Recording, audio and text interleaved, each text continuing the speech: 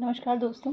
आज हम देख रहे हैं कि आज बारिशों ने विकराल रूप धारण कर लिया है और बारिशों के विकराल रूप धारण करने से बारिशें बाढ़ बन गई हैं और बाढ़ बनकर वो चारों तरफ कहर बरपा रही है। तो ऐसी बारिशें क्यों होने लगी हैं, जिससे इंसान बहुत दुखी है और परेशान है और यहाँ तक कि हमारे देश की अर्थव्यवस्था तक हिल गई है। तो आज यही मैंने अपनी कविता की पंक्तियों द्वारा स्पष्ट करने की कोशिश की है। बारिश तो मानसून के आने की पहचान थी। बारिशें तो मानसून के आने की पहचान थी, पर आज चारों तरफ कहर बरपा रही हैं। सारी की सारी नदियाँ उफान पर हैं और अपने साथ सब कुछ बहा कर ले जा रही हैं। कहीं-कहीं पर तो ये नदियाँ अपने आवेग वाले प्रवाह से पर्वतों को भी गिरा रही हैं। अब जब इंसानों के घर डूबे हैं, तो पहाड़ों को अतीत में उनके द्वारा सताए जाने की दास्तान उन्हें बहुत याद आ रही है और वो सोचने को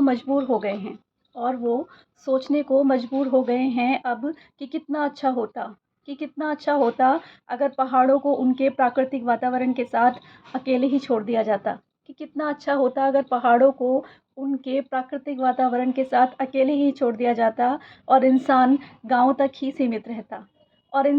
तक ही सीमित रहता, पहाड़ों को काट कर नए-नए शहर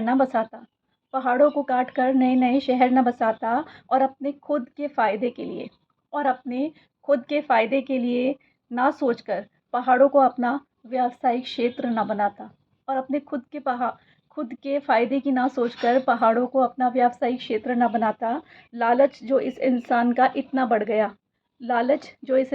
इतना बढ़ गया कि वो अपने स्वार्थ के लिए पर्वतों को खोखला कर गया।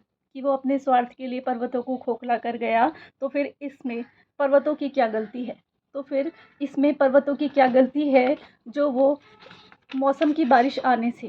वो सिर्फ मौसम की बारिश आने से इतना दरक गया कि इंसानों के गाँव और बस्तियाँ तबाह हो गई और इंसान आज सिर्फ एक मूक दर्शक बना रह गया। और ये बारिश का मौसम आज के इंसान को चेतावनी दे गया और अब ये हम इंसानों की है समझदारी अगर वो इस चेतावनी से इस बार संभल गए और पर्वतों के प्राकृतिक वातावरण को अपनी धरोहर समझकर उनकी रक्षा करने